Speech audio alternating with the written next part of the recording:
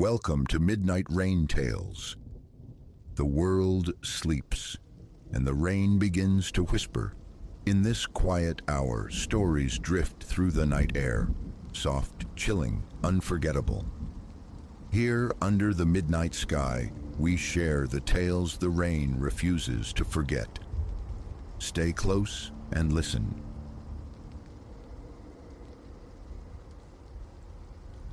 The stray sounds of the night never troubled me before. A floorboard's complaint, the sigh of wind against the eaves, mundane explanations always satisfied. That comfortable certainty dissolved weeks after the dust settled on the renovation of my ancestral home. This single-story dwelling, a legacy from my grandparents, wasn't palatial, but its rooms offered a surprising breadth, especially for a solitary occupant like myself. I'd brought in a crew, overseen by a capable fellow named Elias, to liberate space by felling walls, breathing new life into the living area, and modernizing the hidden veins of plumbing and electricity. Months of clamor and chaos yielded a transformation I surveyed with quiet satisfaction. Then the disturbances began. Orderliness is something of a creed to me. My living space adheres to a certain logic. One evening, the television's glow extinguished near midnight. I commenced my nightly ritual. Lights out, a circuit of the perimeter, ensuring each door was secured, latched, or simply closed. My bedroom lies down a brief corridor adjacent to the bathroom and a small spare room. That spare room door I habitually keep shut. No purpose dictates otherwise. That night, the memory is diamond sharp. I pushed it closed, felt the distinct click of the latch, engaging. Then onward to my own room, its door shut behind me, and into sleep. Around the bone-quiet hour of 3, nature called. Silence reigned. The hallway remained dark, save for the faint beacon of a nightlight recessed in the bathroom, a necessary guide. Stepping into the corridor, my eyes snagged on a sliver of illumination, slicing from the spare room. I halted. That door gaped wide. A leaden weight settled in my chest. I know I closed it. My hand sought the wall switch, needing the starkness of overhead light to validate the impossible. The bulb flared, confirming the sight.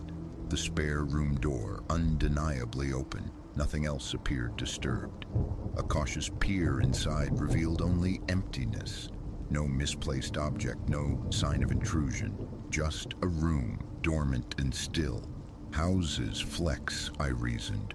Wood breathes. Perhaps the latch hadn't fully caught. Shrugging off the unease, I propelled the door shut, listened again for the reassuring click, and retreated to bed. The incident a small, unsettling burr beneath my thoughts. A few nights hence, the scenario repeated. This time, conviction replaced doubt. I had secured it. The tactile confirmation of the latch seating itself was absolute. Yet, rising for a glass of water near 2, I confronted the same anomaly. The spare room door, a dark maw in the dim hallway. My pulse quickened, a frantic drumbeat against my ribs. I stood frozen for a long minute, gaze fixed on the shadowed space beyond the threshold, straining to detect breath or movement. Silence answered, thick and expectant. A cold coil of apprehension tightened in my gut. "You're imagining specters," I chided myself. I closed the door with deliberate force, jiggled the handle, solid, unyielding, and returned to the refuge of my bed. Sleep, however, proved elusive, my mind compulsively replaying the discovery. Daylight banished the shadows, restoring normalcy. Sunlight streamed, rooms appeared benign. I examined the door hinges, no expert, but seeing no obvious defect, no wobble, no misalignment. Deciding professional eyes were needed, I summoned Elias, the man whose team installed the doors. He arrived the following day, tools in hand, performing his measured inspection. He tightened a screw here, checked the level there, ultimately declaring everything sound. The frame was true, the hinges correctly set, the latch mechanism flawless. He demonstrated its secure catch repeatedly. It refused to yield without deliberate action. His departure left me feeling faintly foolish. Had I overlooked some simple detail, forgotten the act of closing it, performed it in a half-dream state? These were the explanations I clung to. The third time shattered those fragile rationalizations. It was nearing 3:15 in the morning. Not only was the spare room door open, but the adjacent bathroom door stood ajar as well. Both slightly breached, as if someone had passed between them. A constriction seized my throat. My breathing grew shallow and rapid. A frantic check confirmed all windows were locked, the front and back entrances secured. No sign of forced entry, nothing missing. Seeking composure, I splashed cold water on my face. The shock, a sharp solace. My reflection stared back, eyes wide with a question I couldn't voice. Am I fraying at the edges? I returned to the hallway, carefully shut both doors, listening intently to each click. Sleep, when it finally came hours later, was brittle, easily fractured by the house's nocturnal murmurs. Every creak now felt like a prelude. A week later, the sounds commenced. Not nightly, but with unnerving frequency. Lying in bed, attempting sleep, I'd hear it. A delicate percussion against my bedroom door, soft, insistent, like fingertips lightly testing the wood. Initially, I blamed the air conditioning's hum, phantom rattles in the walls. But pressing my ear to the panel, the tapping would cease instantly. Then sometimes a subtle resonance would travel through the grain, a fleeting tremor beneath my palm before vanishing. Goose flesh rippled across my scalp. A hot surge of adrenaline coursed through me. Barefoot on the cool floor, heart hammering, I'd stand, listening, then yanking the door open, hoping to surprise something. Always, the hallway stretched empty and silent. Lights blazing revealed nothing amiss, no trace, no clue, just unoccupied stillness. One night, I resolved to bear witness. Hallway light extinguished, I positioned myself in the living room, the television flickering mutely. The spare room door was shut, latched, and for good measure, locked from within using the small turnbolt. My aim, to observe its independent motion. Around 2:30, a low protest of wood reached me, not loud, but sharp enough in the silence to make me start. I muted the already silent TV, straining my ears. The sound emanated from the corridor. Rising with painstaking slowness, I crept towards the corner, breath held tight, heart echoing in my ears. Peeking around the edge, I froze. The spare room door remained closed, but the brass handle, it quivered. A slight, unnatural twitch, not a full rotation, but a visible jiggle. Breathing became a conscious effort, a tightness gripping my chest. Then stillness. The handle ceased its movement. I stared, transfixed for what felt like an eternity. Finally stepping forward, I grasped the knob and pulled the door open swiftly, empty. My pulse raced, a cold dew had bloomed on my forehead. Entering, I flicked on the lamp. Closet vacant, windows secure. The air hung stale, tinged with the faint ghost of renovation paint. I remained, listening to the frantic rhythm of my own breathing, but the house offered no further sound. Eventually, extinguishing the lamp, I exited, latching the door behind me.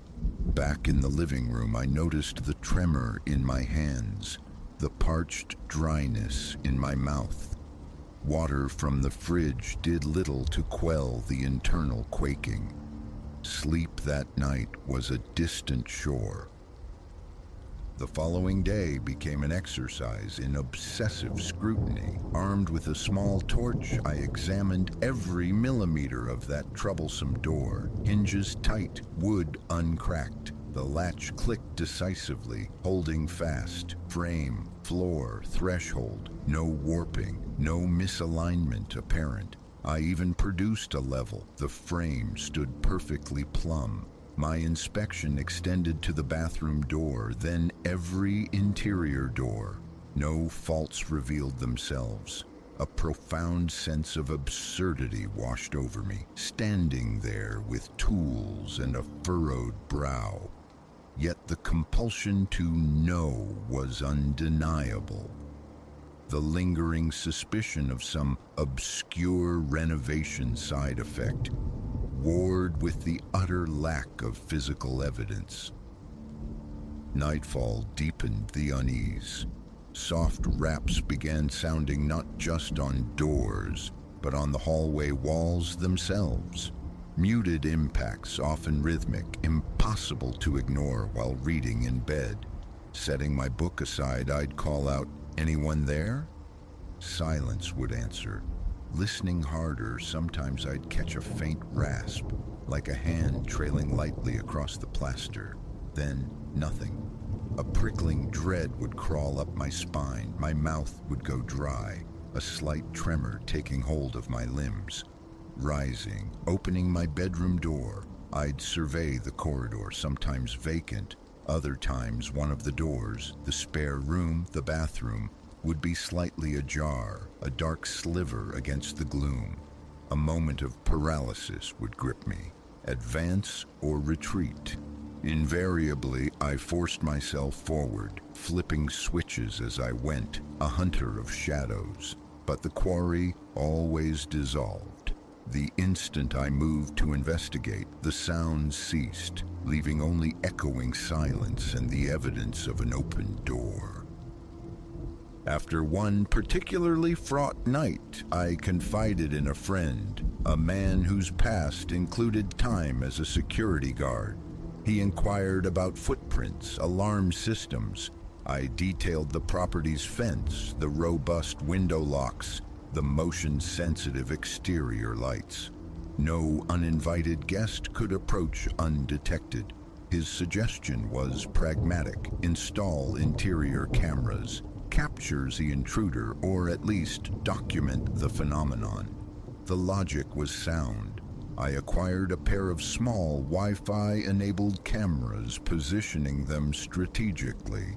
One aimed down the hallway, capturing both problematic doors, another covering the living area. The first night under surveillance brought a sliver of comfort. The camera's discreet blinking LEDs felt like tiny sentinels. Hallway light off, both doors firmly shut and latched. I settled into bed, phone nearby, awaiting motion alerts. Around 2, a faint click echoed from the corridor, followed by a soft groan of wood. My stomach clenched. I snatched the phone. No notification. I pulled up the live feed. The cameras showed only the still, empty hallway. Nothing stirred within their electronic gaze. Frowning, I listened again. Silence. Cautiously, I rose, eased my bedroom door open and peered out. The bathroom door was cracked open, barely an inch, but open nonetheless. The spare room door remained shut. The camera, pointed directly at the scene, had registered nothing. Stepping forward, I used my phone's light to illuminate the gap. The bathroom tiles gleamed dully. Moving into the hall, I checked the camera again. The feed was active, functional. Yet no recording had triggered. Pushing the bathroom door fully open revealed darkness and emptiness. A chill traced its way down my spine as I entered, half expecting a figure lurking behind the shower curtain. Nothing. Alone. My legs felt unsteady, my jaw tight. Returning to the hall, I shut the door firmly, adjusted the camera's angle slightly, and retreated. Sleep was a scant visitor that night. The ensuing days fell into a maddening rhythm. Doors found open despite absolute certainty they were closed. Soft rappings, the elusive tactile vibration against the wood when I dared to press my ear close. Every attempt to capture definitive proof failed. The cameras dutifully recorded my own nocturnal wanderings, flashlight beams slicing the dark, my hesitant approach to doors, but never the inciting incident itself. The doors never moved on screen unless my hand was upon them. It was eroding my composure.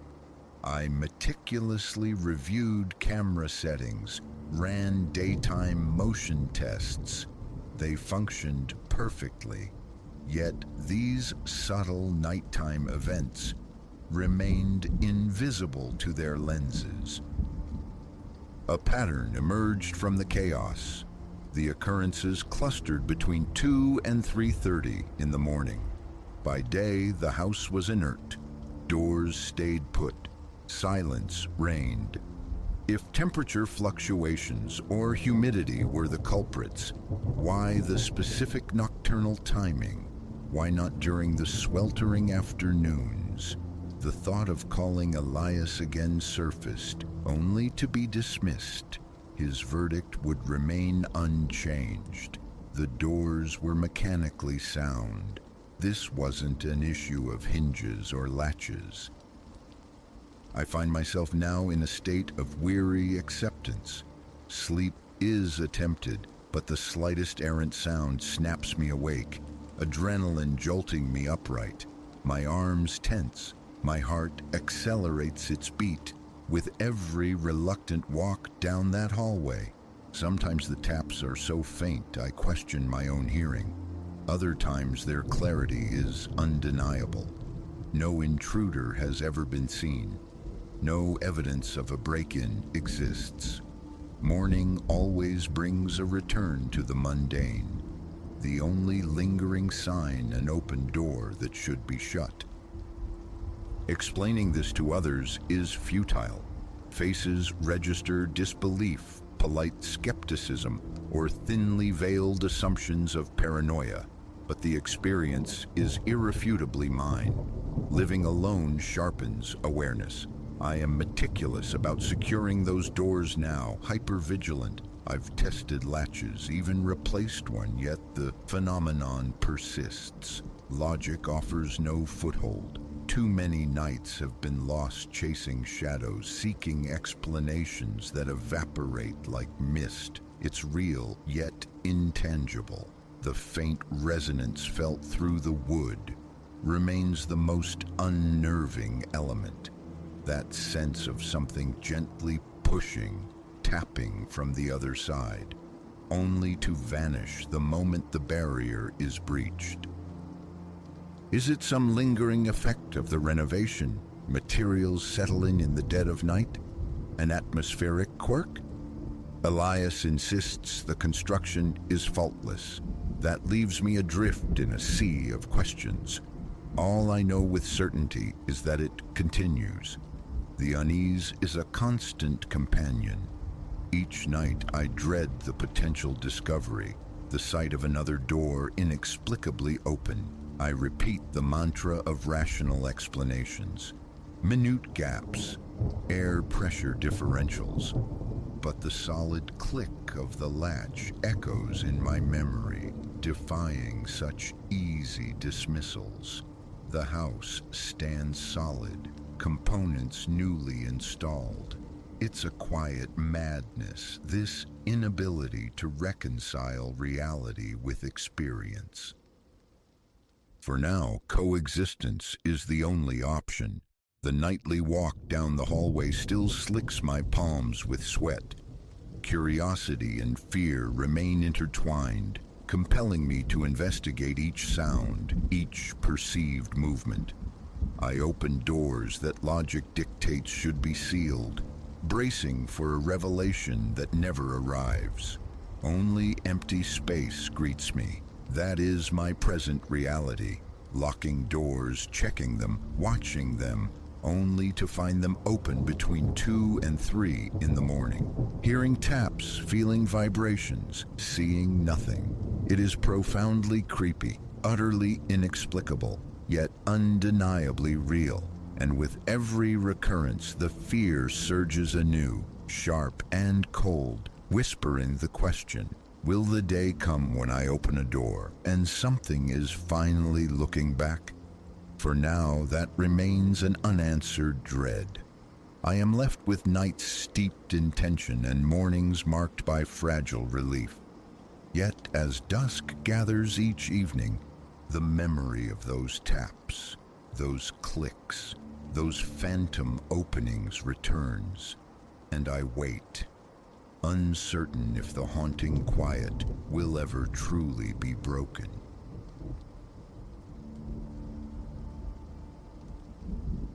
The instant my fingers closed around the first glass eye staring from the spine of a hollowed book, I understood.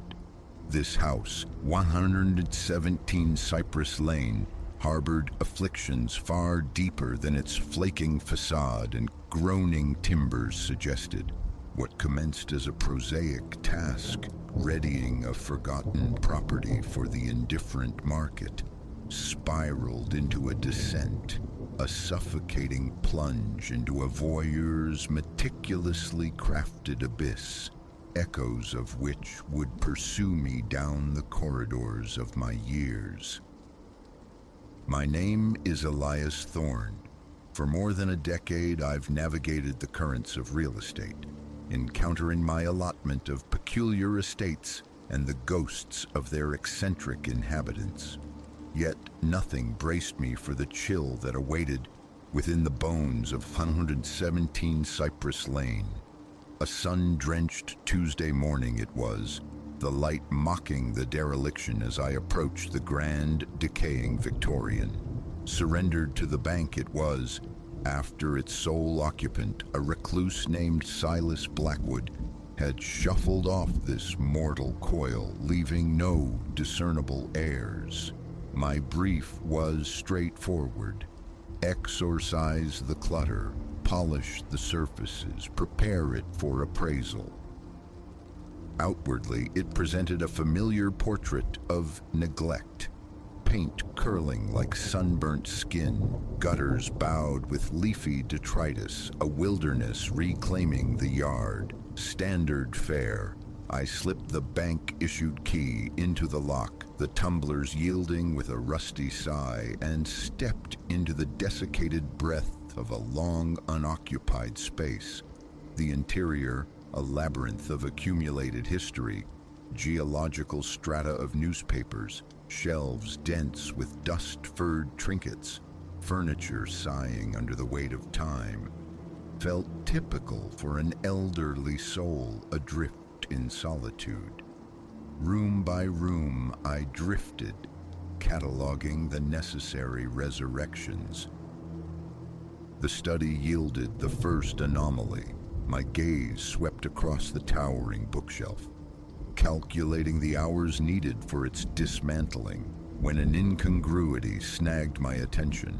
One volume unnaturally stiff, pulling it free revealed the deception, a shell, precisely crafted, cradling within its void a compact, sophisticated lens. Ice water seemed to flood my veins. A hidden camera here, in his own sanctuary. I grasped for benign explanations, a fear of intrusion perhaps, but an instinct, primal and cold, insisted this was merely the opening thread of a far more tangled, darker weave. It proved so. The subsequent hours unspooled a sickening inventory. Cameras materialized like fungal blooms, nestled within ornate light fixtures secreted behind pastoral landscapes on canvas, tucked into the shadowed joinery where wall met ceiling. Each discovery amplified the dissonant hum of unease within me. This wasn't mere paranoia. This was methodical, pervasive observation. This was predation. But the basement held the heart of the malignancy. Its door, defiant under lock and key, finally splintered under my determined shoulder. The stairs protested my descent, each tread echoes in the subterranean gloom, pierced only by the unsteady beam of my torch. And there, consuming a vast portion of the subterranean chamber, resided an apparatus seemingly lifted from espionage fiction. Walls blinked with ranks of monitors, each screen a captured perspective from the myriad eyes I'd unearthed above. Yet the surveillance wasn't confined within these walls. Feeds displayed the quiet street, the intimate vignettes of neighboring houses, even glimpses inside the dwelling adjacent. My hand trembled as I navigated deeper into the cold space. Filing cabinets stood sentinel against another wall. Opening a drawer unveiled a chilling testament to obsession, folders labeled with obsessive precision. Inside lay photographs, handwritten notes, documents resembling transcribed conversations. Silas Blackwood hadn't merely watched. He had curated lives, archived stolen moments. Nausea churned within me. This transcended voyeurism into something monstrous. The authorities. I had to alert them. Yet, as I pivoted to flee, my torchlight snagged on something that arrested my heart mid-beat. A door concealed behind a precarious bastion of cardboard boxes, a portal utterly incongruous in this space. Every nerve shrieked retreat, urged me to scramble from this tomb and never glance back. But a morbid compulsion held me fast. I had to comprehend the full depth of this depravity. The door, unlocked, swung inward with a groan that reverberated in the profound silence. Beyond lay a cell, scarcely larger than a closet. Within it, a bed, small, starkly made, its frame scarred by restraints.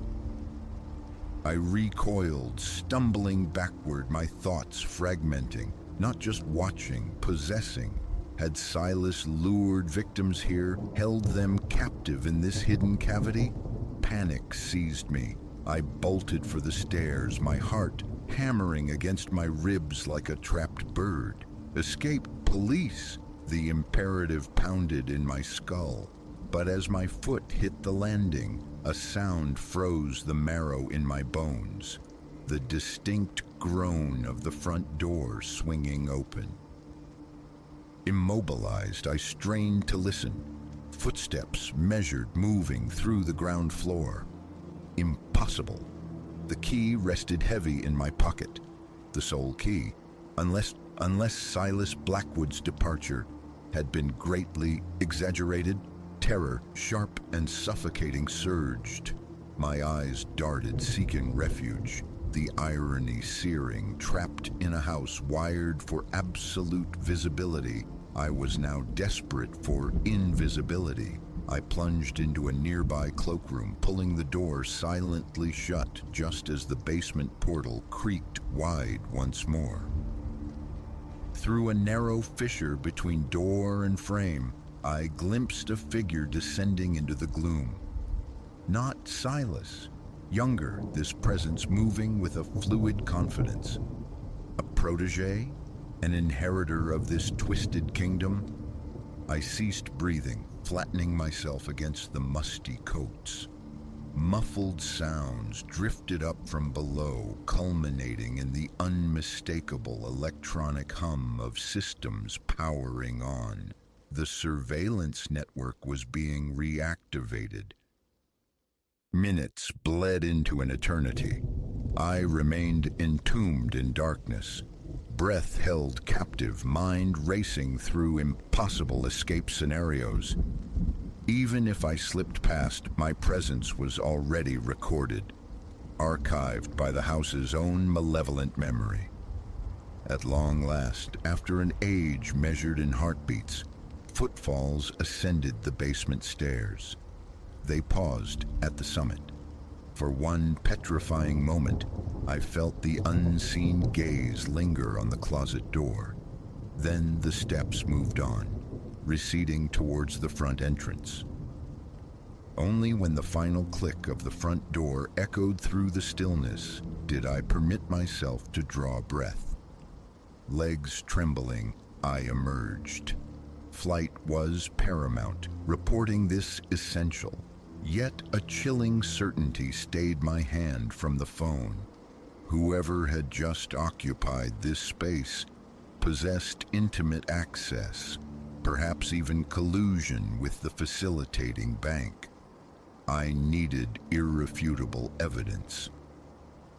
Stealthily driven by a grim resolve, I descended once more into the basement's electronic glare. The monitors glowed, live conduits to the unsuspecting world outside and the violated spaces within. Locating a USB drive amidst the detritus, I began a frantic transfer of files, data hemorrhaging onto the small device. Mid-transfer, my eyes caught movement on a screen, the camera secreted in the porch light. A familiar car was pulling back to the curb, the one that had just departed. They were returning. I ripped the drive from the port, abandoning the incomplete transfer. Stairs were devoured two at a time, the frantic rhythm of my pulse roaring in my ears. The metallic scrape of a key turning in the front lock coincided with my arrival at the landing. No time for strategy. I lunged for the rear exit, wrestling with a stubborn bolt. Behind me, the front door swung open. With a final, desperate heave, the back door yielded. I erupted into the tangled embrace of the overgrown garden, sprinting, not daring to look back, until I reached the sanctuary of my car, parked strategically a block distant. As I wrenched the vehicle into motion, hands slick on the wheel, a reflexive glance in the rearview mirror revealed no pursuit. Yet the sensation of being watched, a cold pressure between my shoulder blades, remained. The ensuing weeks dissolved into a fever dream of drawn blinds and sleepless vigilance. The USB drive found its way to a trusted journalist acquaintance who pledged discretion and thorough investigation. A month later, the story detonated, a lurid expose detailing decades of invasive surveillance, obsessive stalking shadowed by implications of far darker transgressions. Police descended upon 117 Cypress Lane, only to find the basement stripped bare, the digital ghosts exorcised. Without the fragmented data I'd salvaged, my harrowing account would have evaporated into paranoid fantasy. Shortly thereafter, I severed ties with the real estate agency. The prospect of crossing another threshold, of wondering what unseen eyes lurked behind plaster and paint, became untenable.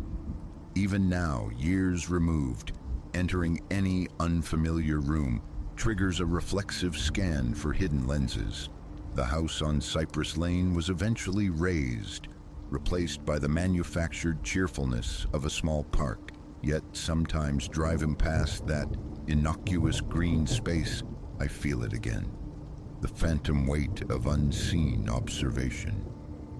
And I contemplate the proliferation of such houses, such hidden archives of stolen lives. How many Silas Blackwoods persist, watching from the shadows, their silent cameras blinking, recording, waiting. The full, unvarnished truth of that house may remain forever buried beneath manicured lawns, but this much is certain. I will never again view a neglected Victorian facade without a shiver of recognition, for I know now that the most terrifying monsters rarely lurk beneath the bed. Sometimes they reside within the walls themselves, their secrets breathing in the silent, watchful pulse of a hidden machine.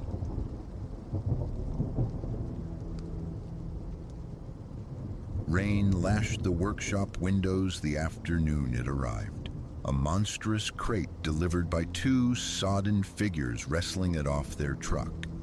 I, Elias Thorne, instrument restorer, had just sealed away a consignment of Baroque violins, rosendust still powdering my fingertips. The bell jangled. I opened the door onto the downpour and the sight of the towering, weather-beaten container.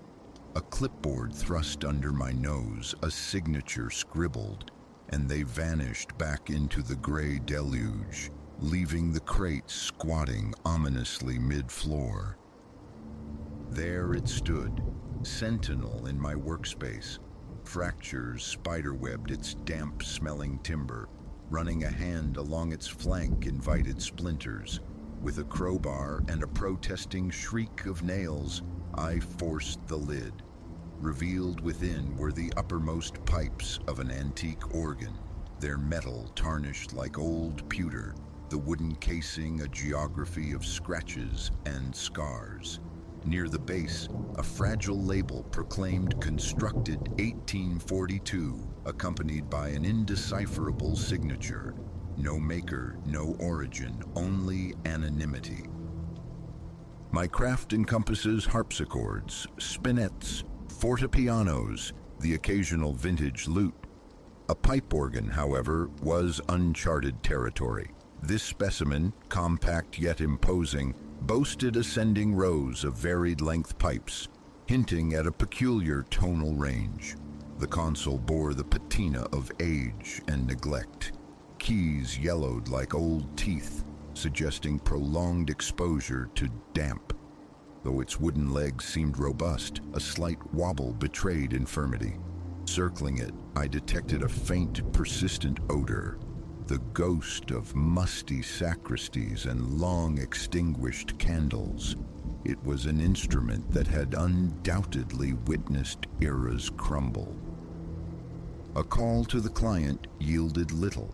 Purchased at an estate dispersal in some forgotten European hamlet, its history remained opaque. His request was simple: restore it, tune it, render it playable for his private collection. Hanging up, a disquiet settled over me. Nothing overtly sinister emanated from the organ, yet an inexplicable tension coiled in my gut. Deciding on a methodical examination, I armed myself with a flashlight, probing the bellows, the pipework, the skeletal frame. Cobwebs draped like funereal lace. Dust lay thick as velvet. Faint traces of prior, inexpert repairs were visible, yet the underlying craftsmanship impressed. Minuscule, faded engravings adorned each pipe, patterns barely discernible, like whispered secrets. 2 days dissolved into meticulous cleaning, mild soap, warm water, soft cloths, the workshop filled with the aroma of damp wood and aging metal. As I polished each pipe, faint, deliberate-looking scratches emerged on the surfaces, too regular for accident, yet forming no script I could comprehend. Pressing a key elicited only a dry click from the dormant mechanism within. The bellows, stiff and reluctant, yielded slowly to careful oiling. By the second day's end, layers of grime had surrendered, leaving the organ looking brighter, yet undeniably ancient. Day 3 beckoned a trial of its voice. I connected a small foot pump, my usual apparatus for such venerable mechanisms, coaxing air into the bellows, preparing to feed the pipes. The lowest key first. A sound emerged, low and guttural, less a note than a groan, startling me in the quiet workshop. I persisted. The next key offered a slightly clearer tone. Hesitantly, I tested an ascending sequence. A strange congress of notes filled the air, some flat, some sharp, others discordant specters of sound. That brief, untuned melody brought a peculiar pressure behind my eyes. Vibration, perhaps, or the disturbed dust motes dancing in the light. But then I registered the shadows in the corners. They seemed to deepen, to flicker unnaturally at the edge of vision. The overhead lamp swayed, pendulum slow, though no draft stirred the air. My watch insisted time flowed unchanged, yet an intuition screamed otherwise. Attributing it to frayed nerves, I decided to cease work for the day, locking the workshop door behind me. Sleep offered little respite. Images of the pipes, the memory of their discordant sighs, haunted the darkness. Twice I awoke, heart hammering against my ribs, living alone in the small apartment above the shop. I descended the stairs, drawn back to the organ. Moonlight filtered through the tall window, silvered the workshop's gloom. The organ stood silent, monolithic. Switching on a single lamp, I approached, my reflection swimming dimly in the metallic sheen of the pipes. All was still, just another restoration, I told myself, retreating upstairs, though the knot in my stomach remained stubbornly tied. Morning arrived, and with it, the intricate task of tuning. My kit lay ready, specialized wrenches, fine gauges, an electronic tuner. I began the painstaking process, adjusting each pipe, measuring its pitch. Hours, sometimes days, this demanded. As I fine-tuned the initial rank, the very air in the workshop felt heavier, charged. The antique wall clock's ticking adopted an erratic cadence. Then I saw it. The second hand faltered, froze, then leaped ahead several ticks. My pulse quickened. Reaching for my phone to verify the time, the screen dissolved into momentary static before resolving, displaying the correct hour. Baffled but resolute, I continued. Pressing one particular high key caused the workshop lights to dip momentarily as the note rang out, sharp and piercing. A glance revealed tools shifted slightly on my workbench, not fallen but nudged inches from their previous positions, as if by a subtle tremor.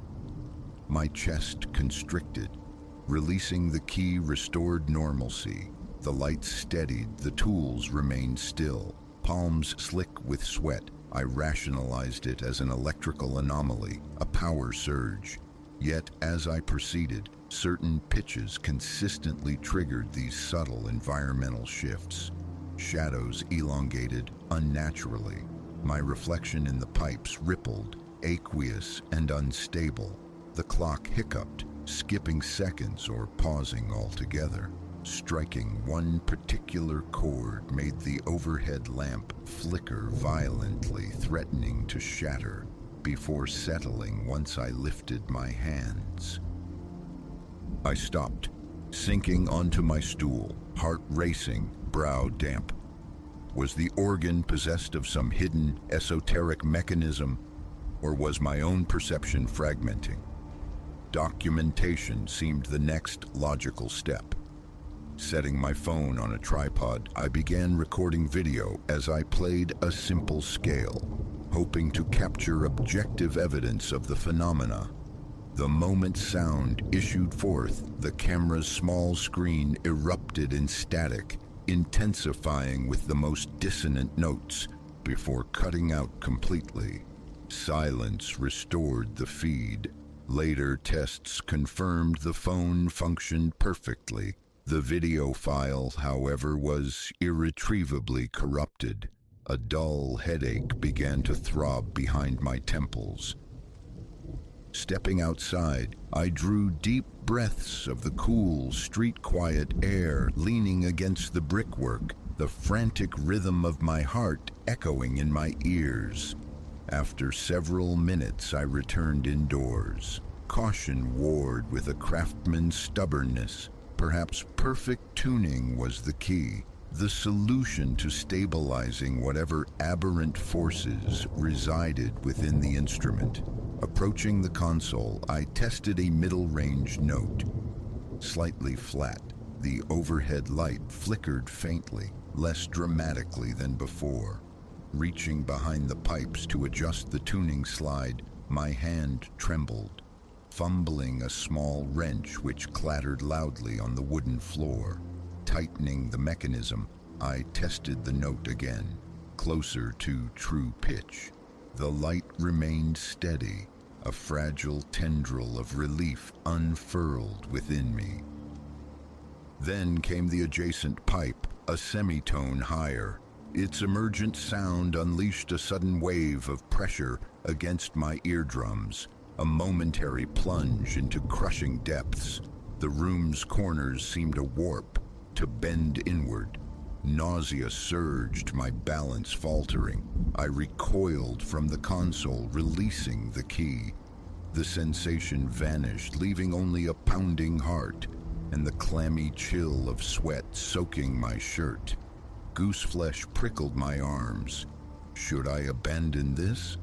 The thought was tempting, but leaving the organ in this volatile, half-tuned state felt irresponsible, potentially dangerous. What if its influence persisted, untamed? Gritting my teeth, I took a sip of water, forced measured breaths, and gripped my tools again, hands still unsteady. Carefully, I adjusted the offending pipe's stopper. Pressing the key once more yielded a cleaner, clearer tone. The surrounding air felt blessedly normal. I exhaled, slow and shaky. The subsequent hours were a meticulous, nerve-shredding dance. Each pipe brought into harmony lessened the intensity of the anomalous effects. Yet any miscalculation, however slight, provoked a response. A tremor through the floorboards, a rattling shelf that sent smaller instruments skittering, the lights wavering like candle flames in a draft. Catching my reflection in a distant mirror revealed bloodshot eyes staring from a pallid face. I pressed on until only the highest pipes remained. Here, the true struggle commenced. These delicate reeds demanded the finest adjustments and seemed to trigger the most potent reactions. Striking one high note conjured an instantaneous chill. My breath fogged visibly in the air. The overhead lamp began a slow, ominous swing on its chain. My reflection in the pipes warped again, mouth stretched into a silent scream, eyes unnaturally large, before snapping back to normalcy as I blinked. Heart hammering, I forced my gaze onto the tuner, made the final, minute adjustments. The chill dissipated. At long last, I played a full ascending scale. The notes flowed, blending into a warm, resonant chord that filled the workshop. I held my breath, waiting for the floor to tilt, for shadows to crawl. Nothing. The room remained solid, quiescent. A profound exhaustion settled over me, my muscles aching as if from heavy labor. I stepped back, listening to the organ's quiet hum. The musty scent lingered but fainter now. The lamp hung still. The old clock ticked with unwavering regularity. Tentatively, I recorded another video playing a brief, simple piece. This time, the phone captured the performance without glitch or static, only the natural vibration blurring the image slightly. Even the highest notes produced only a faint wobble on screen. Relief, profound and bone-deep, washed through me. Checking the file confirmed its integrity. I slumped onto a nearby chair, mopping sweat from my brow, arms feeling like lead weights. Staring at the organ, I half expected a final bizarre flourish. It remained inert, appearing merely as an exceptionally well-preserved, if slightly unsettling antique. My breathing remained shallow, my pulse stubbornly elevated. I had fulfilled my commission, restored, tuned, and somehow pacified. The how and why of its reality-warping properties remained a mystery, likely rooted in its unique, forgotten construction. I phoned the benefactor, reporting the organ ready, playable, omitting the unsettling details, merely advising careful handling due to its inherent quirks. He expressed satisfaction, promising swift collection arrangements. Hanging up, I sat enveloped in the workshop's silence, watching the organ. A sentinel returned to slumber. Over the ensuing days, tentative tests revealed lingering traces of its strangeness. Forceful playing or certain complex harmonies might induce a faint flicker from the lights, a momentary pause in the clock's rhythm, echoes rather than shouts of its former power. Gentleness, I discovered, minimized these effects. Maintaining perfect tune seemed crucial to keeping reality anchored. Then the truck reappeared, bearing the same impassive delivery men. They loaded the organ with professional care, secured it, and departed, oblivious. Watching them drive away from my workshop door, a familiar tightness clenched my stomach. Relief mingled with a residual unease. The workshop itself felt subtly altered. The space stretched and imperfectly snapped back into place. I closed and locked the door. The following day, immersed in the familiar tasks of repairing a cello's crack, restringing a vintage guitar, dusting neglected shelves, my thoughts inevitably drifted back. That is the chronicle of my encounter with the pipe organ that bent my workshop's reality. No heroism marked my actions, merely meticulous tuning, a desperate grip on composure, and a refusal to succumb to the encroaching strangeness. Its ultimate fate with the new owner remains unknown, perhaps locked away, unplayed, a silent enigma in a private museum. Frankly, I prefer ignorance. The memory of those notes twisting the very fabric of the room around me still sends a shiver down my spine. Pipe organ restorations? I think not. Not for a very long time. One lifetime's worth of warped reality is quite sufficient.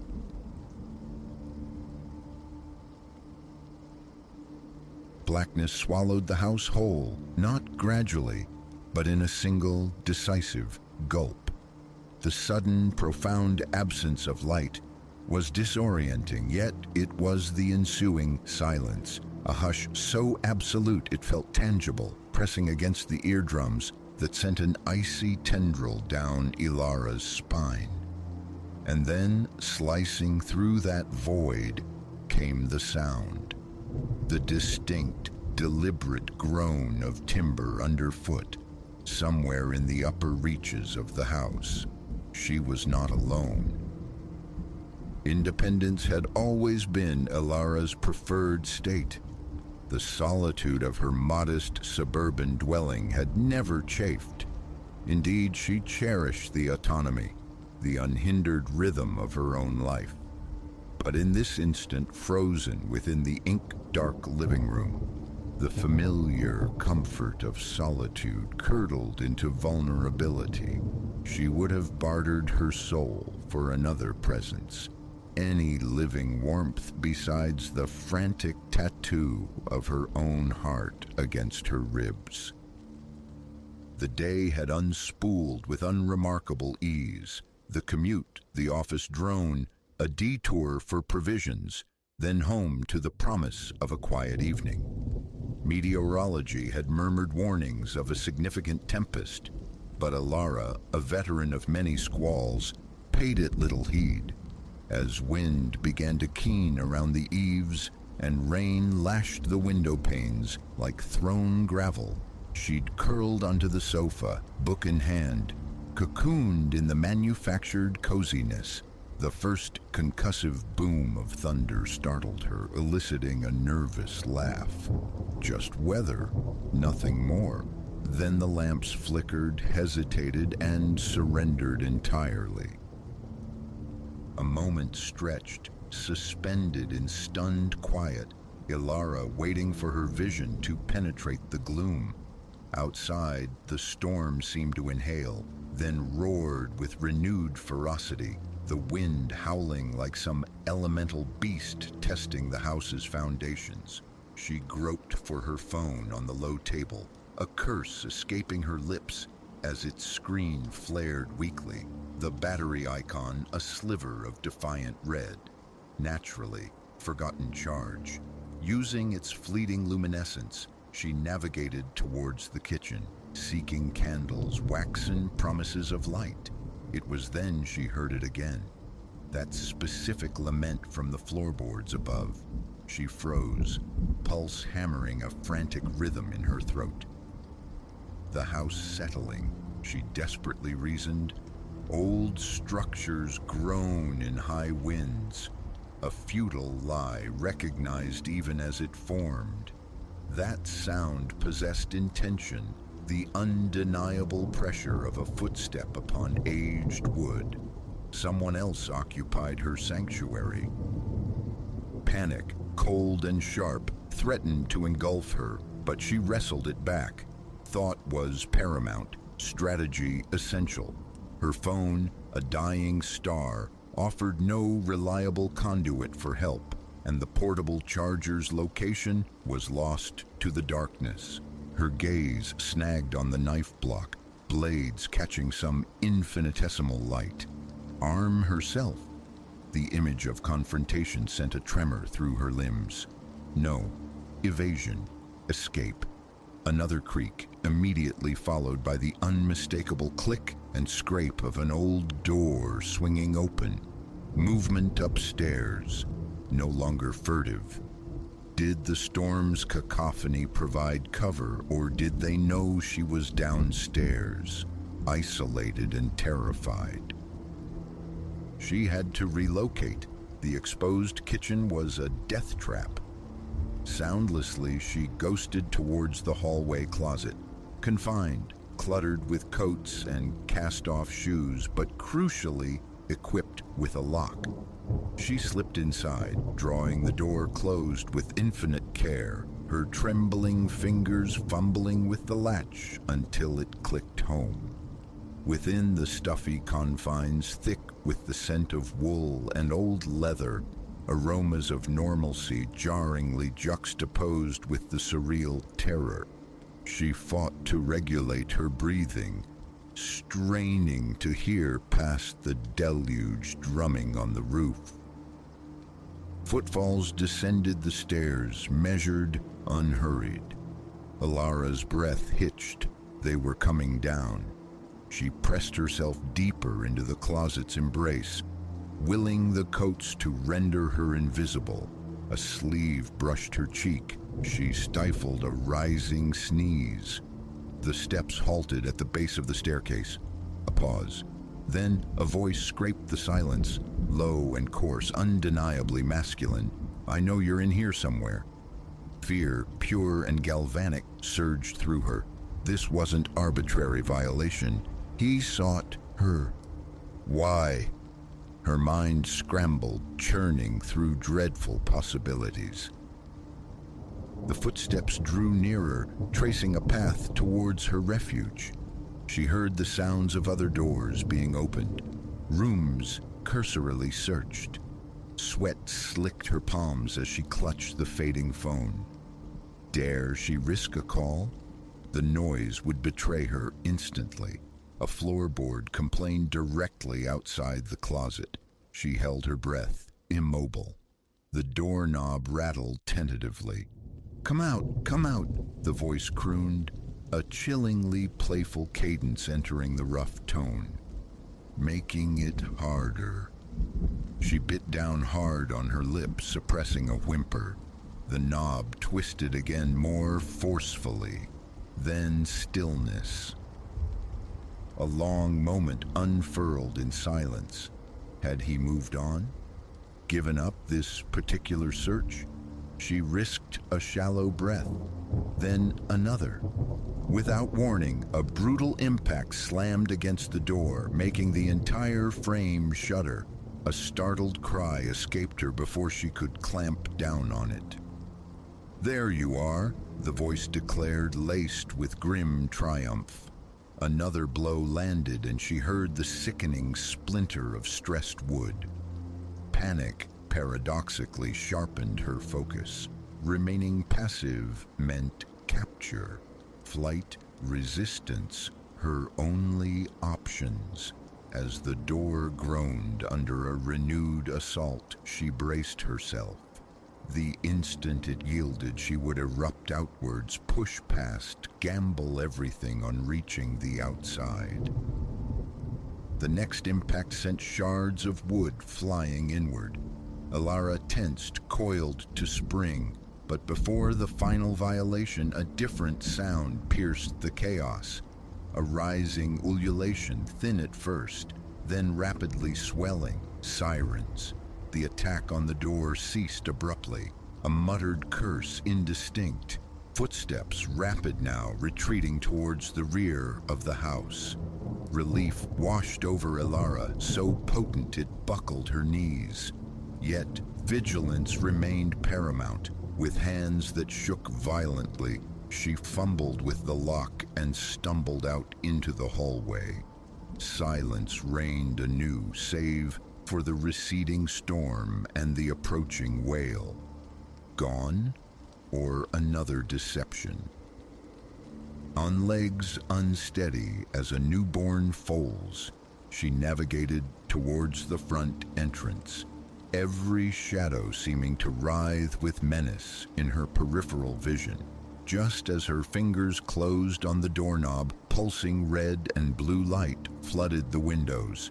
She wrenched the door open, nearly collapsing onto the rain-slicked porch. Two police cruisers braked sharply at the curb, officers emerging, flashlights carving arcs through the night. "Help!" The word tore from her throat, ragged and thin. "Someone in my house." The subsequent hours dissolved into a procedural haze. Officers swept the house, then the perimeter, finding nothing, no intruder. They documented her fragmented account, queried about potential enemies, grudges held. Alara shook her head, adrift in bewildered shock.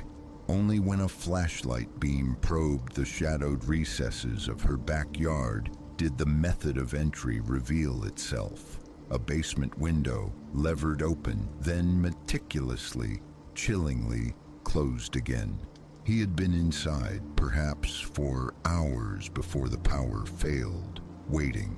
Muddy prints marked the basement floor and a few spots upstairs, but the relentless rain had scoured the earth outside clean.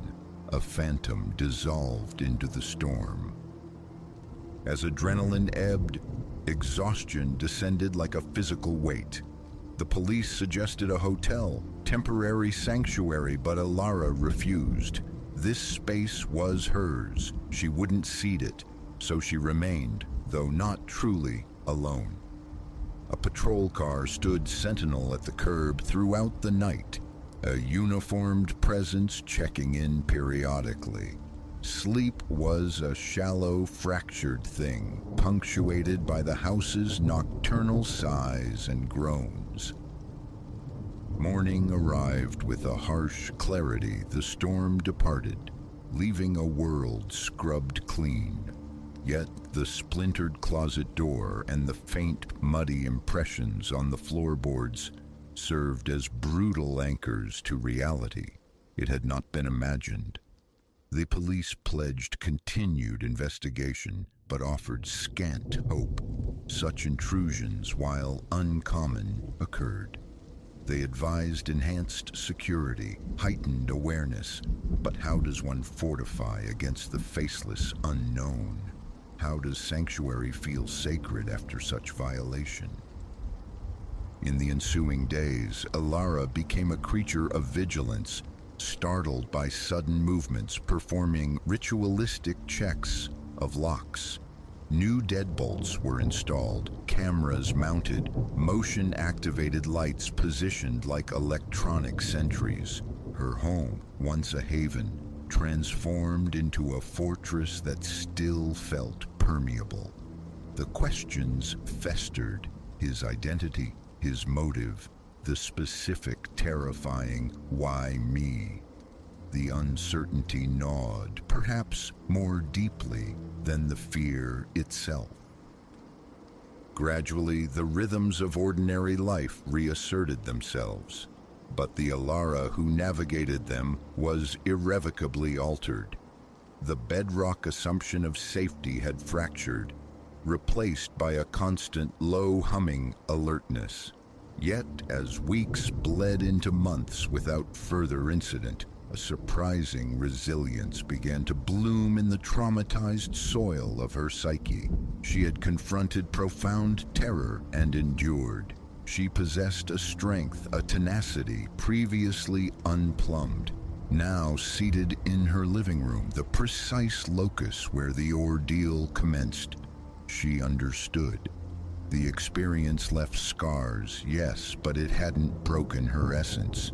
Shadows might still pool in the corners, but the darkness itself no longer held dominion. She was a survivor, and whatever might stir in future nights, she would be ready.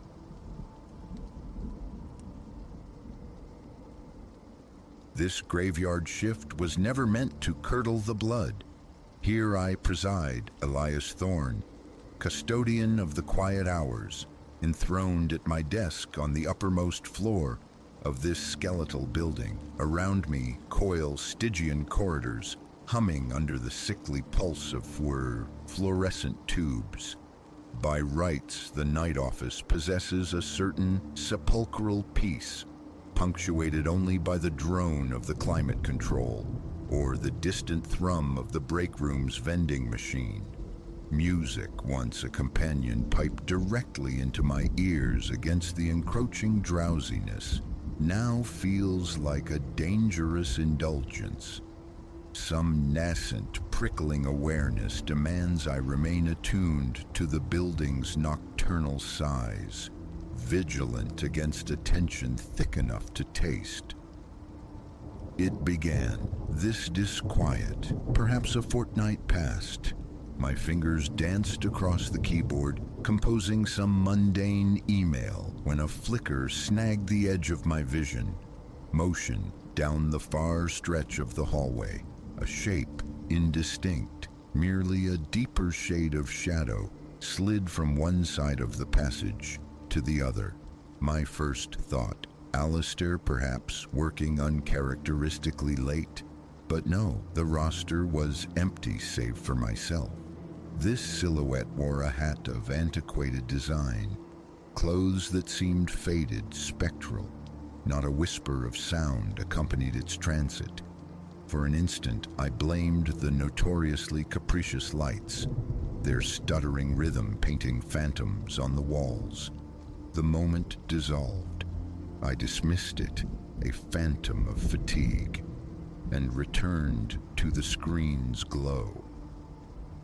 Yet mere nights later, the apparition returned, undeniable. This time, the form resolved, undeniably masculine. It processed with a slow, deliberate gait before bleeding into the solid wall at the corridor's terminus. My mouth turned to dust, comprehension fractured, rising, compelled. I trod the length of that hallway, my own steps echoing unnervingly. The wall stood impassive, implacable. My palm, pressed against its surface, registered only a profound, unnatural chill. No seam, no hidden panel, just plaster and paint sealing off derelict office space beyond. Standing there, an icy wave washed over my skin, the air acquiring a sudden, oppressive weight.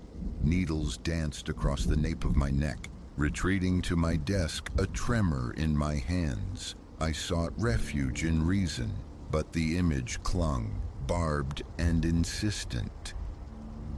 From then on, each shift held these fragmented visitations, a glimpse caught peripherally, always him, the unchanging hat, the time-worn attire, an echo trapped in the present. A peculiar conviction began to bloom within me. He wasn't merely present, he was indicating, a silent guide. He never gestured, never uttered a sound, yet the specific way he rounded corners, the precise point of his vanishing, felt like an unspoken directive. Follow. My gut would clench at each sighting, a fist tightening around my insides. My pulse would thunder, a frantic drum against my ribs, rooting me to the spot.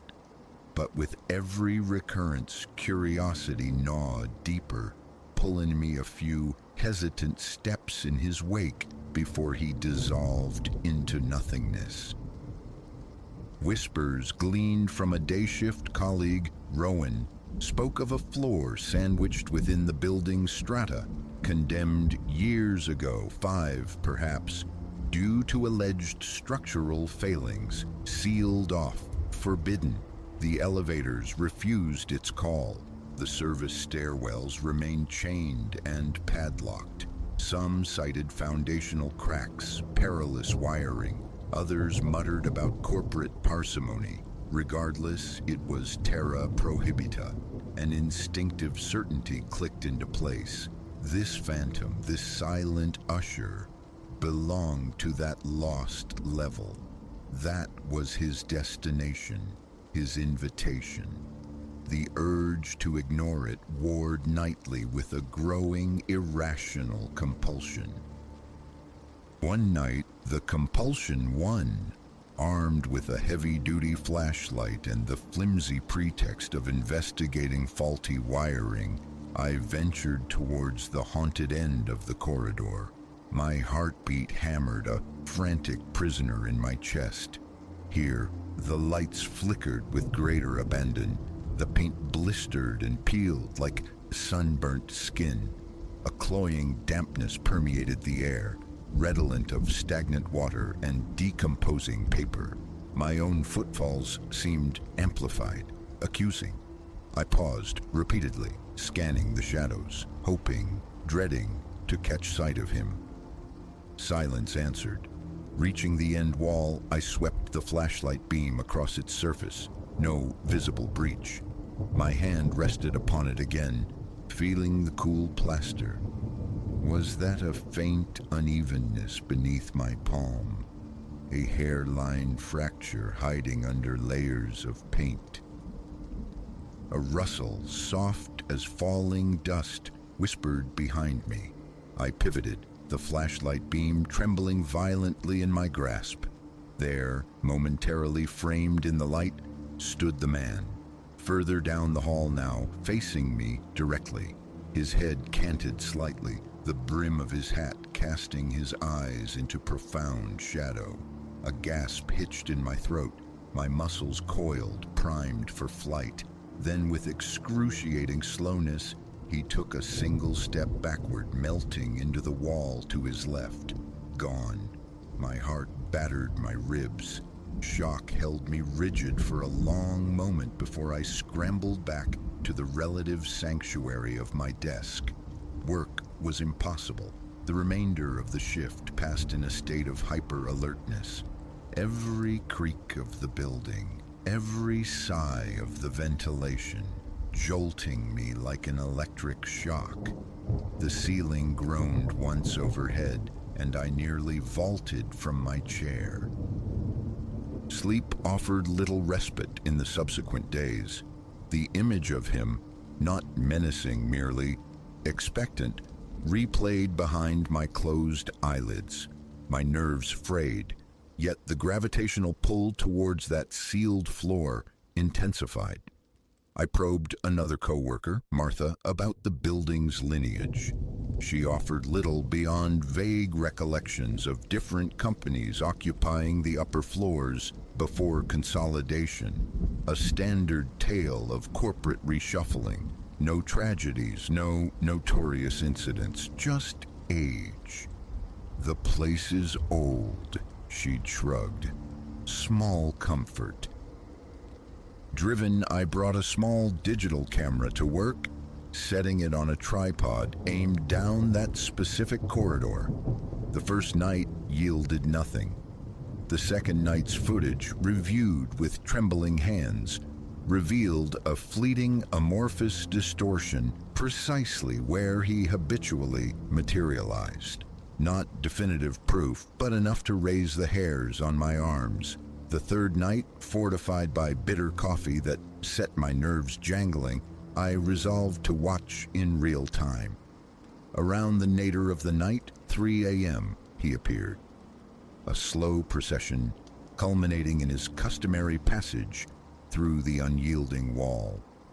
This time, propelled by a desperate curiosity that momentarily eclipsed my fear, I moved swiftly, reaching the wall scant seconds after his disappearance. Solid, impenetrable. I rapped my knuckles against it, a dull, final thud, yet something else. A subtle current of air, cool and faint, brushed my cheek. Kneeling, I traced the wall's base with my fingers and found it. A minuscule gap near the floorboards, the source of the draft. Where did it lead? The impulse to pry at it warred with a primal urge to flee. I retreated, a new resolve forming. Check the building schematics. Online archives, after persistent digging, yielded an antiquated blueprint. There, starkly rendered, was a forgotten service passage, a narrow vein connecting my corridor to the condemned floor above, likely for maintenance access decades ago. It originated precisely where the spectral figure always vanished. Sweat beaded on my palms. He wasn't just vanishing, he was showing me the way. If I truly wanted answers, I would have to follow him through. My next shift, I arrived equipped with a modest toolbox. I waited until the deepest hours when the building held its breath. Chen Jin's eye, the profound silence broken only by the elevator's occasional sigh and the subliminal hum of electricity. My heart felt like a lead weight, my breathing shallow and ragged. Back in the corridor, I knelt, screwdriver in hand, and began chipping away at the baseboard near the gap. The old plaster crumbled obligingly, surrendering its secrets. A section of decaying wood gave way, revealing an aperture into absolute blackness, just wide enough to admit a crawling man. Nausea churned. Every instinct screamed retreat, urged me to patch the hole and pretend this night never happened. But the mystery burned hotter. Taking a breath that felt wholly inadequate, I squeezed through. Pitch darkness swallowed me whole. My flashlight beam sliced through the void, illuminating a cramped passage smelling sharply of damp concrete and time. Rough-hewn walls pressed close, exposed pipes snaked overhead, forcing me into a hunched posture. My pulse roared in my ears, a frantic counterpoint to the hollow echo of my movements. Dust motes danced in the cone of light like microscopic spirits. The passage terminated at a corroded metal door. My hand, slick with nervous sweat, trembled as it closed around the icy handle. A twist, a groan of protesting hinges, and I stepped out onto the forbidden floor. The hallway mirrored the one below, but as a decaying ancestor. Paint hung in peeling strips like sunburnt skin. Gaps in the floor tiles revealed the dark subfloor beneath. Light fixtures dangled precariously, skeletal remains against the oppressive gloom. No ambient light penetrated here. My flashlight beam was my sole guide through the desolation. Silence reigned save for a faint, rhythmic dripping somewhere distant. I passed rows of derelict offices, glimpses of overturned desks and scattered, forgotten papers visible within. My pulse surged, a frantic rhythm against the profound quiet. Was the tremor in my limbs fear or adrenaline? I moved with painstaking slowness, pausing, listening. A faint scuffing sound, perhaps.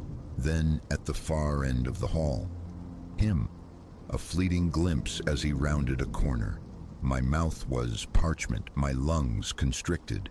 I forced my legs onward, the uneven floor threatening to betray my footing. The flashlight beam wobbled, a frantic metronome marking my fear as I reached the corner. An open doorway yawned to my right, leading into what appeared to be a storage room, and inside, his back to me, stood the figure. I crossed the threshold. The air was frigid, thick with the scent of musty cardboard. Decrepit file boxes slumped against the walls in precarious stacks. He stood near a collapsed metal shelving unit, utterly motionless. In the ambient spill of my flashlight, his visible skin possessed an unsettling, chalky pallor. My own breathing sounded harsh, ragged in the stillness. One cautious step forward, his head turned just slightly, a minimal acknowledgement of my presence. My heart hammered violently. Then he drifted forward, not walking but gliding, and phased directly through the back wall. As he vanished, a low, grating scrape echoed in the silence. Metal dragged across concrete. I lunged towards the spot. The wall here was fractured, revealing splintered lath and a glimpse of broken pipework within the cavity. Protruding slightly from the rubble at the base was a small shard of metal. Crouching, I gripped it, pulled. It resisted. I pulled harder. A chunk of plaster dislodged, tumbling to the floor and exposing a hidden recess. Nestled inside lay an old metal box. Hands shaking uncontrollably, I lifted it out. It was heavy, filmed with rust. Setting it carefully on the dusty floor, I worked at the lid. It groaned in protest before finally yielding with a piercing squeal. No dramatic revelation awaited inside. Merely a sheaf of brittle documents and a single faded photograph depicting the building in a bygone era. As my eyes adjusted, tracing the lines of the familiar corridor in the image, I saw him. There, at the very edge of the frame, half obscured but unmistakable, the man in the hat, standing amongst a group of construction workers. A wave of glacial tension radiated through my spine. I became aware of the dampness of my shirt clinging to my skin, the frantic pace of my own breath. The documents seemed mundane, permits, structural notes, signatures. My flashlight flickered, its power waning. Shoving the photograph into my pocket, I seized the box and turned, an overwhelming imperative to escape this place, flooding my senses. My legs felt unreliable, each step jarring. I retraced my path, down the decaying hall, through the rusted door, back into the suffocating embrace of the service passage.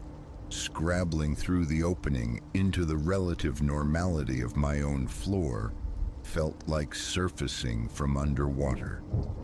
I jammed the loose panel roughly back into place, then made a beeline for my desk, gulping water, trying to still the violent tremor in my hands. My heart continued its frantic marathon. I kept glancing towards the corridor, half expecting him to materialize, but the building remained silent, indifferent. I sat there for a long time, letting the adrenaline ebb, trying to anchor myself to the present. Eventually, the shift bled into dawn. I carried the metal box home, tucked under my arm like some illicit artifact. Later, examining the contents more closely, I found mostly technical jargon regarding the building's construction, though one brittle memo referenced concealed access routes for wiring and systems maintenance. The photograph remained the most potent artifact. The man in the hat, frozen in time beside men long dead, his face shadowed but the hat, the clothes identical. A clammy coldness touched my hands as I set it aside. I still haunt these halls during the dead hours. Elias Thorne, night watchman. Sometimes I find my gaze drawn involuntarily towards the far end of that corridor, waiting. Other times I chain my focus to the monitor's glow, denying the pull. Yet the memory of him, dissolving through solid matter, is seared onto my consciousness. I haven't braved the passage to the condemned floor again, though the thought orbits my mind constantly. Is he still there, waiting in the dust and decay? The box remains locked in a cabinet beside my desk, a heavy question mark. Even now, alone in the familiar hallway, I sometimes feel it, the distinct temperature drop, the air thickening, my muscles tensing in primal anticipation. That final moment in the storage room, his disappearance, the scraping sound, the rusted box, it replays endlessly. Why he led me there remains opaque, yet a persistent nagging urgency suggests I've overlooked something vital. My focus frays easily these nights. My eyes scan the periphery, searching for that impossible movement. What comes next is uncertain. Part of me craves normalcy, the mundane rhythm of the job. Another stronger part feels the inexorable pull back towards that hidden gap, towards the silence and the dust. His presence lingers, an indelible stain on the quiet. I don't know his name or his purpose, but I feel it in my bones. I will see him again. And when I do, I doubt I'll possess the strength to resist following one last time.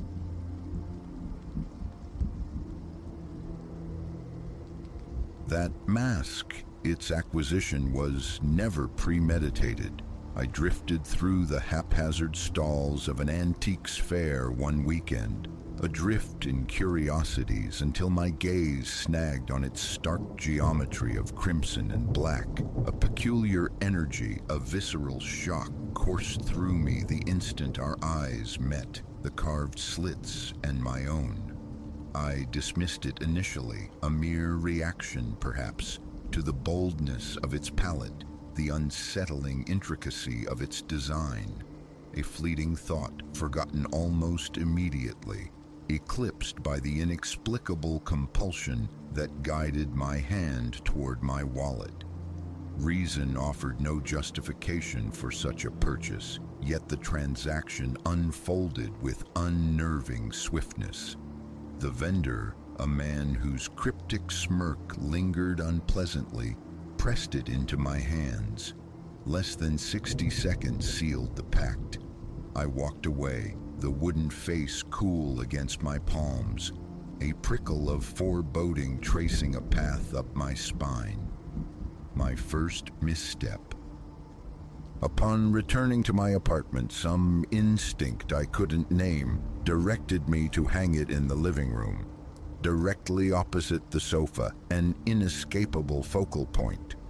I recall the act distinctly, holding it flush against the beige expanse, the sharp tap of hammer on nail, the click as I settled it onto its perch.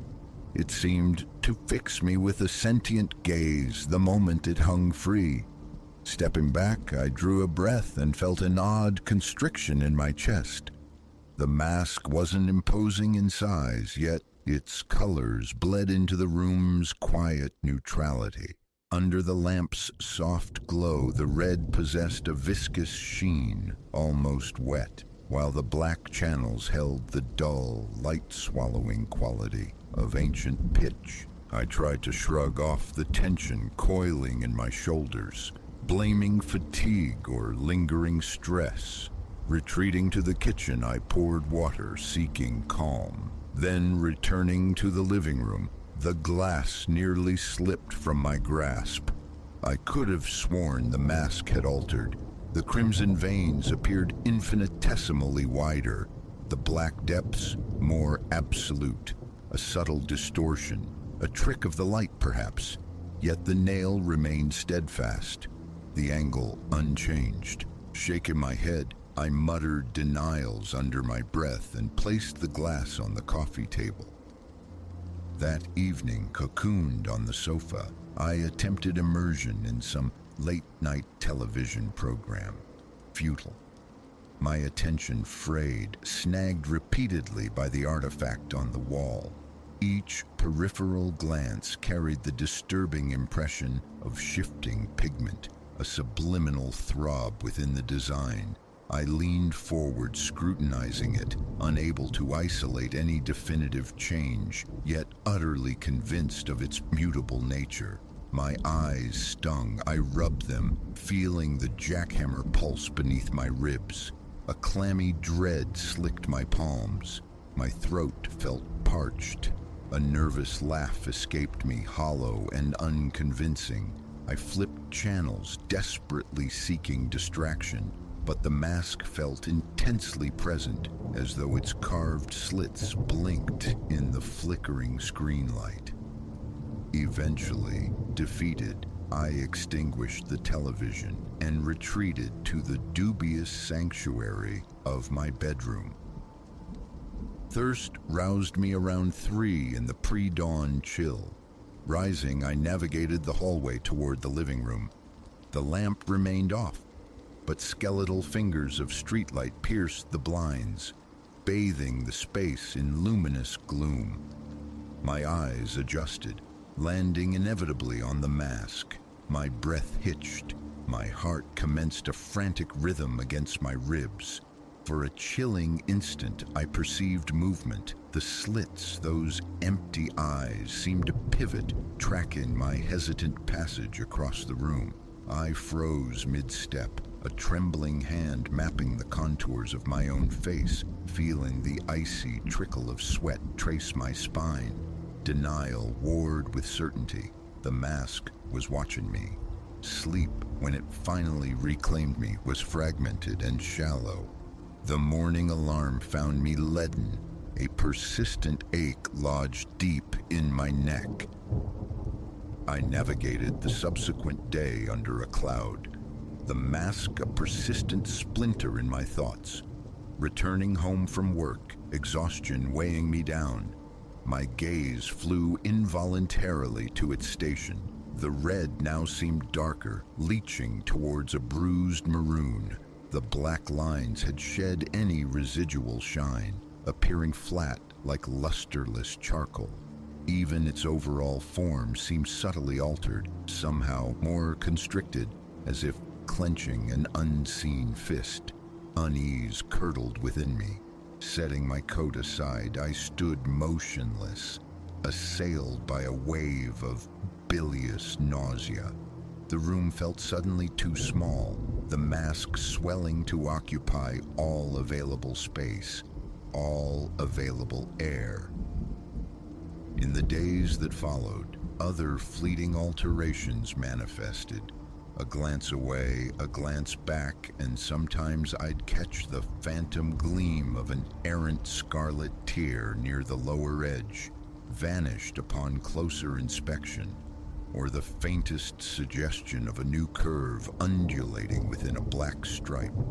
It felt as though the artifact were subtly rewriting its own surface each time my attention lapsed. On quieter evenings, sunk in silence, a faint susurration would reach my ears, the barest rustle, reminiscent of someone shifting weight in a nearby chair. My searches, windows, vents, furniture, yielded nothing. The tightening in my chest always preceded the chilling realization the sound emanated from the vicinity of the mask. Within a week, my nocturnal pilgrimages became nightly occurrences. Each time I'd find myself drawn to the living room threshold, staring at the mask. My legs felt tremulous, requiring conscious effort to remain steady. The eye slits seemed wider on these vigils, the apertures subtly enlarged, intensifying its omnipresent scrutiny. Even retreating to the kitchen for water offered no escape. I sensed its presence behind me, a palpable, lean, and unseen focus. Vertiginous unease would wash over me, my vision momentarily blurring. Returning to bed invariably meant damp sheets and a racing pulse. This wasn't confined to the night. One Saturday morning, determined to impose normalcy, I resolved to dust the living room. Perhaps, I reasoned, confronting it through mundane action would dispel the gathering phantoms. As I approached with a soft cloth, however, I faltered. A faint, unfamiliar scent touched the air. Metallic, vaguely sour, the acrid tang of old iron. I held the cloth near, hesitant to make contact. The smell induced a sensation of having swallowed something bitter. My stomach clenched. A sudden headache bloomed behind my eyes. Forcing myself closer, I brushed the very edge of the wood. For one horrifying second, I swore the surface beneath the paint felt warm, possessing the yielding texture of living skin. I dropped the cloth as if burned and stumbled back, nearly colliding with the coffee table. That same afternoon, the thought of removal became imperative. Take it down, throw it out. Yet as I reached for it, my hands betrayed me with violent tremors. My fingertips grazed the carved edges, and I felt it, a subtle tremor, a low, resonant hum vibrating through the wood. It wasn't powerful, but it was undeniable, sending a jolt up my arms. I snatched my hand back, recoiling several steps, my heart hammering a frantic tattoo against my ribs. Closing my eyes, I counted slowly, seeking equilibrium. Then, shamefaced, I fled the living room, pulling the door firmly shut behind me. A coward, perhaps, but utterly confounded. From that point, my bedroom door remained barricaded at night. A small lamp cast vigilant illumination into the hallway. Darkness felt predatory, the knowledge of the mask mere paces away, intolerable. Some nights, a soft, percussive rhythm seemed to tap from the living room. Other nights offered only silence, amplifying the insomniac vigil as I stared, wide-eyed, at the ceiling. My dreams became fragmented nightmares, leaving me drained and raw upon waking. A permanent knot of tension resided between my shoulder blades. My appetite dwindled. Focus at work became an increasingly fragile commodity. One evening, while washing my hands in the bathroom, an inexplicable urge seized me. Inspect my reflection. Why? I couldn't say. Leaning towards the mirror, I saw my own pale face, eyes bloodshot with fatigue. Then my chest seized. For less than a heartbeat, a spectral overlay flickered across my features. A ghastly visage stared back, skin painted, eyes stark white voids, familiar crimson and black stripes stark against the pallor.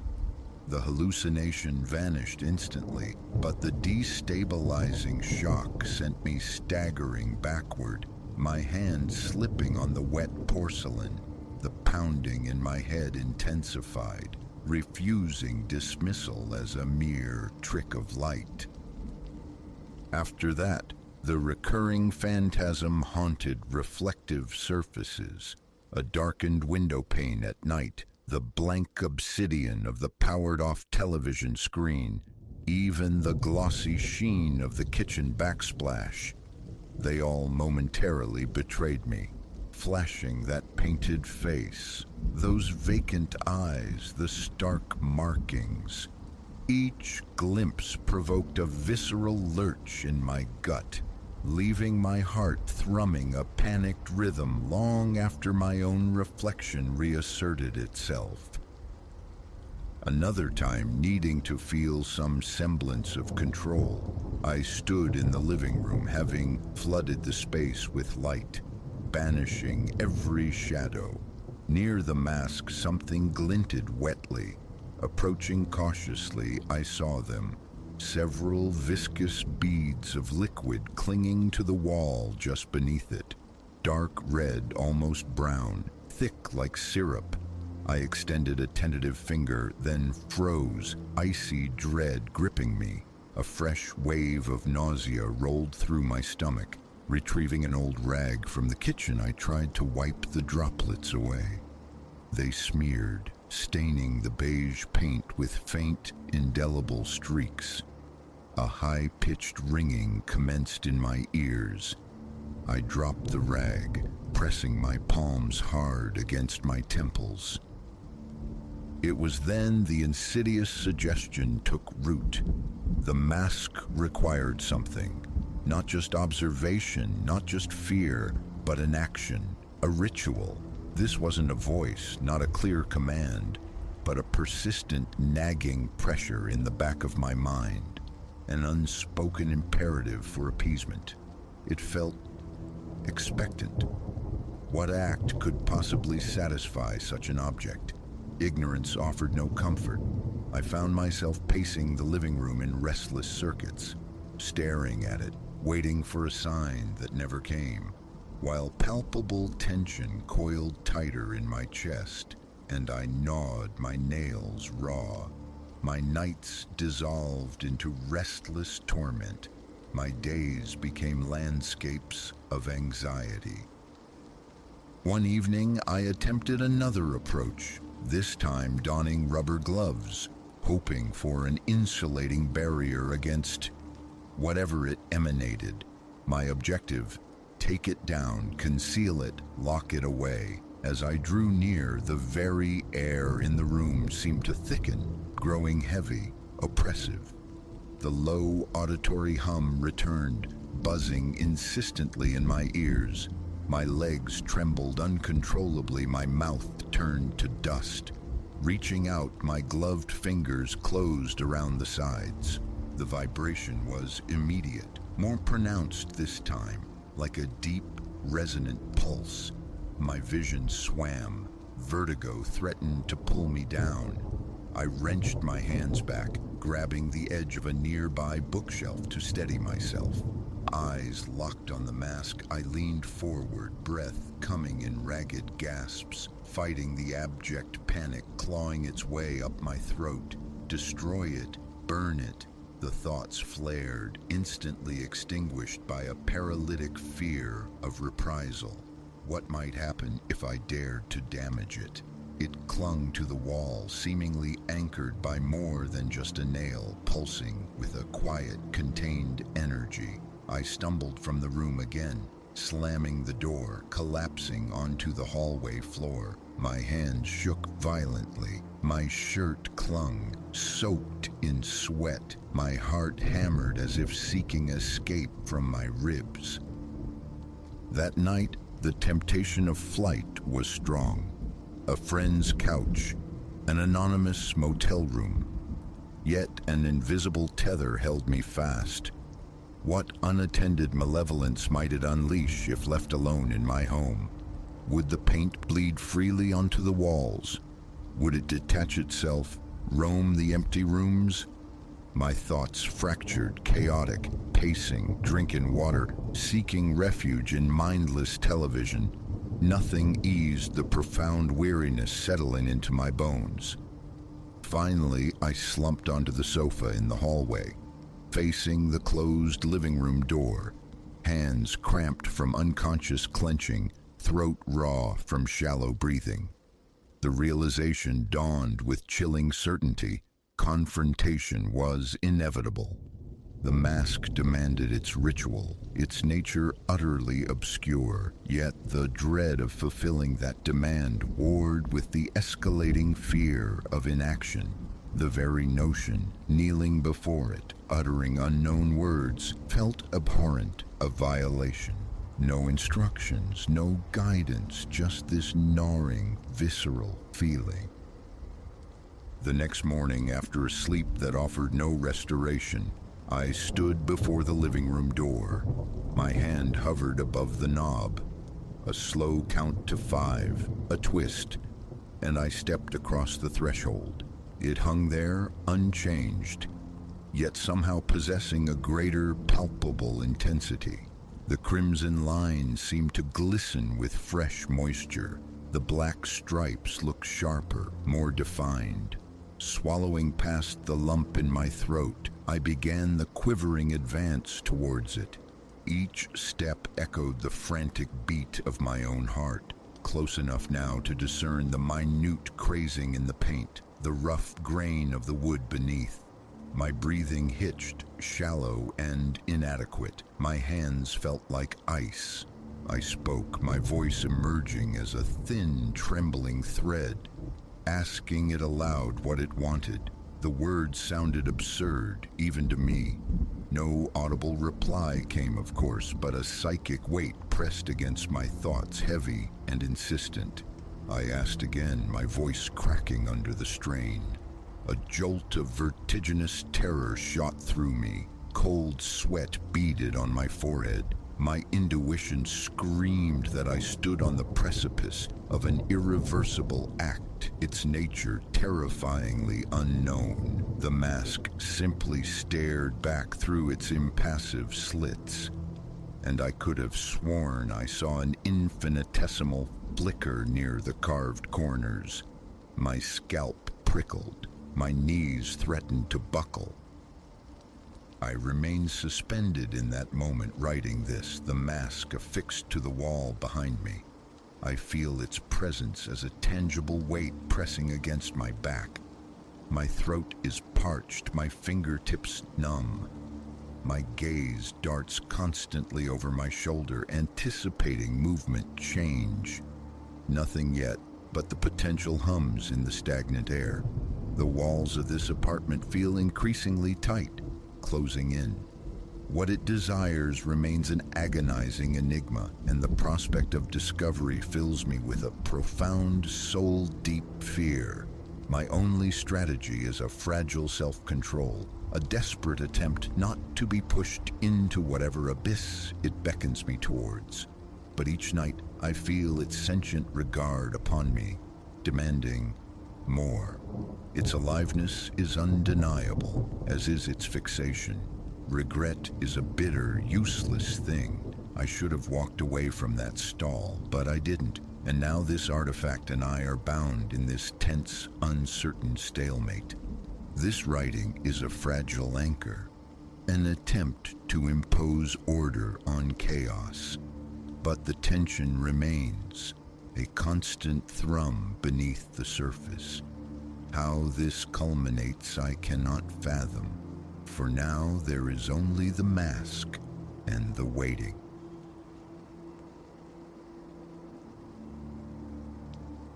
For 3 days the envelope lay like a dormant threat on my Formica countertop before compulsion outweighed apprehension. Alistair, my uncle, was gone, had been for months, and his Montana cabin, a place lodged dimly in childhood memory, was now mine. 15 years had elapsed since I'd last seen him, a strained Yuletide gathering when I was 12. Now, adrift at 27, I stood as his sole inheritor. My resignation from the soul-numbing insurance grind in Minneapolis was swift, almost reflexive. Then came the westward pilgrimage, 20 relentless hours across the continent's expanse, punctuated only by the harsh glare of gas stations and the bitter solace of coffee. Late October winds harried drifts of brittle leaves across asphalt arteries that dwindled vein-like onto gravel capillaries until the GPS surrendered me to a deeply rutted track plunging through cathedral pines. Through the dense weave of timber, as twilight bled across the sky, the cabin materialized. Larger than my recollections allowed, it loomed.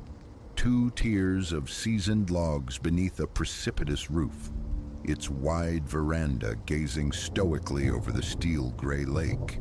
Skeletal leaves choked the wooden steps. As the lawyer's email had promised, the key resided beneath a lump of unconvincing faux stone beside the heavy door. An exhalation of dust greeted me within, thick and ancient. Uncle Alistair had passed 6 months prior, yet the cabin bore the stigmata of years, not months of abandonment. Furnishings, ponderous and likely hand-hewn, stood sentinel under pale shrouds. A formidable stone hearth commanded the main room. In the kitchen, crockery remained stacked in cupboards. Tins lined the pantry shelves, vestiges of a life abruptly paused, awaiting resumption. My duffel bags thumped up the stairs to the primary bedroom. The mattress lay starkly bare. I'd anticipated this, bringing linens. Darkness had fully asserted itself beyond the windows by the time the bed was made. A few clothes liberated from my bag.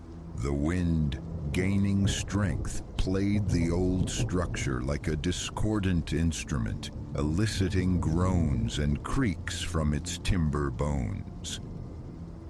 It began then, the first faint susurrus, so negligible I nearly dismissed it as auditory illusion, the ghost of a voice murmuring just beneath the threshold of hearing, its content lost. I padded to the bedroom threshold, straining to listen. Only the wind's lament answered. Descending, I busied myself with the hearth, attributing the sound to the house's geriatric settling. Kindling readily embraced the flame, birthing a respectable blaze. While coaxing a can of soup to warmth on the archaic gas range, peripheral motion snagged my attention, a sliver of darkness sliding past the kitchen window pane. I pivoted. Nothing but my own warped reflection stared back from the glass, framed by the encroaching night. The whispers returned as I spooned soup, clearer now, seeming to bleed from the very fabric of the walls. Still unintelligible, yet undeniably human. Plural voices overlapping, a clandestine congress. I rose, circumnavigating the room, pressing an ear against the rough-hewn planks.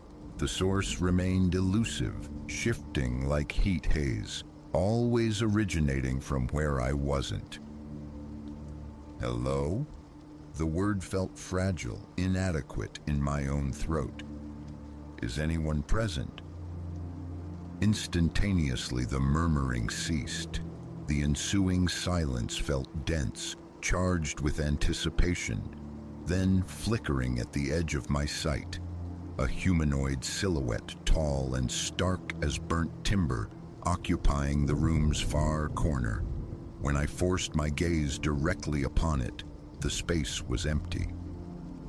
Sleep offered little sanctuary that first night. Each descent towards oblivion was thwarted by the returning whispers, or the fleeting glimpse of movement just beyond focus. By dawn's gray light, I'd constructed a narrative of self-deception. Stress, the marathon drive, the unfamiliar solitude conspiring against a frayed psyche. Daylight hours were spent charting the domain. 20 acres embraced the cabin, predominantly forested, tapering to 100 feet of lake frontage, where a weathered but sturdy dock jutted into the cold water. A tool shed yielded fishing tackle and maintenance implements, all surprisingly orderly despite the evident neglect. The afternoon saw me venture into the nearest settlement, a generous term for the crossroads hamlet boasting little more than a general store, fuel pumps, and a scattering of dwellings. The young woman behind the counter showed a flicker of interest when I mentioned my residence at the old Hawthorne place. "Oh, your uncle's cabin. Remember him. Came in regular for supplies maybe every couple weeks. Then maybe 3 years back he just stopped, vanished. Nobody knew where till word came he'd died down Arizona way." "Did he ever say why he left?" I probed. She offered a slight shake of her head. "Not to me. Got real peculiar towards the end, though. Skittish. Wouldn't meet your eye. Started buying up heaps of salt, sage bundles, that sort of thing. Folks sometimes saw his pickup tearing down the highway middle of the night, like the devil himself was chasing him." Purchasing groceries, I fought down the unease her account had seeded. Back within the cabin's log embrace, I dedicated the remaining daylight to scouring away the accumulated grime. The physical exertion provided a temporary bulwark against the night's encroaching strangeness. But with the sun's departure, the presence returned, amplified. The whispers possessed a new insistence, swirling from every direction, still frustratingly fragmented but imbued with an urgency that prickled my skin. I illuminated every bulb in the house, attempting distraction via laptop screen, but the Wi-Fi was a phantom limb, the cell signal a dying pulse. The tenebrous figures proliferated. They materialized in doorways, drifted past windows, stood inert in corners, dissolving under direct scrutiny but lingering longer in peripheral awareness. I began a morbid tally, 3 distinct forms, then 5, then 7. Around midnight, footfalls sounded on the porch, the heavy tread of boots on planking, pacing deliberately from end to end. Heart hammering, I snatched the iron poker from the hearth and moved towards the front door. The steps halted directly outside. With a surge of adrenaline, I wrenched the door open, poker brandished. Emptiness. The porch lay bare. The motion sensor floodlight revealed only undisturbed yard. Yet, as I drew the door closed, a distinct, acrid scent curled in the air. The unmistakable aroma of the cheap cheroots my uncle had perpetually smoked. That night, sleep occurred under duress, cocooned in every blanket I owned, bathed in defiant electric light. The whispers persisted, a subliminal drone that sheer exhaustion eventually allowed me to partially ignore. Dreams offered no respite, filled with indistinct shapes pressing against frosted panes, their features obscured, their intent chillingly clear. Intrusion, expulsion.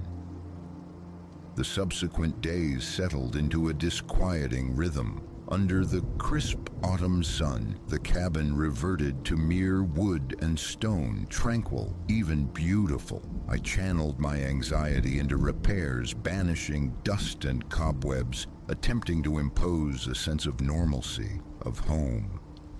But twilight remained the unyielding threshold. As darkness seeped in, the sense of being watched, of sharing the space, became absolute. The shadow things grew bolder, their forms solidifying, remaining perceptible for longer durations, even under my direct gaze. Featureless voids shaped like men, they seemed to drink the ambient light. Their movements acquired purpose. They congregated in knots of 3 or 4, maintaining a distance yet undeniably observing me. The whispers underwent a metamorphosis. Recognizable words surfaced from the sonic mire, though coherent sentences remained elusive. My name, Elias, echoed frequently, tangled with phrases like trespasser, must compel him, and like the prior one. They seemed locked in debate regarding my fate. On the 4th night, the truce shattered. Standing at the kitchen sink, a sudden violence erupted. Every cabinet door flew open simultaneously, striking the surrounding woodwork with percussive force. Plates and glasses leaped from shelves, exploding into shards on the floor around my feet. Scrambling upstairs, I bolted the bedroom door, but the whispers seeped through the solid wood, through the walls themselves. Leave now, leave now, leave now. The imperative was stark, a multi-voiced chorus, overlapping and resonant. The air grew bitingly cold. My breath plumed visibly. One by one, the shadow figures materialized, encircling the bed. 7 of them, tall, utterly still, radiating a palpable malevolence. With trembling fingers, I dialed the lawyer who'd managed Alistair's affairs. "The cabin," I managed, voice thin as soon as he picked up. Did he mention any issues, odd occurrences? A measured pause stretched across the line. "I am not strictly at liberty to discuss the particulars of your uncle's mental disposition in his later years, Mr. Vance," he stated, his tone meticulously neutral. "However, I am obligated to disclose that the property has historically proven challenging regarding continuous residency. There have been 17 documented owners since 1920. None successfully remained beyond 4 years. Your uncle persevered for 3 years and 8 months before his departure." "What became of the others, the previous owners?" A variety of circumstances were cited. Nervous collapse, financial ruin, precipitous illness. One individual simply vanished, abandoning all possessions. The property invariably returned to market within a few years, often selling at considerable deficit. Disconnecting the call, I began, almost mechanically, to pack. The shadow figures remained, silent observers now, the whispers swelling into a roaring tide that filled the room. As I retrieved the last garments from the dresser, a slip of paper detached itself, fluttering earthward. An envelope, brittle and yellowed, addressed to me in Alistair's unmistakable script. Inside, a single sheet, dated 3 years prior. "Elias, if you are reading this, then I am gone and the cabin is yours. Forgive me, I ought to have warned you, but they prevented it. They perceive all, hear all. Their presence predates us immeasurably and will persist long after we are dust. They resent our intrusion.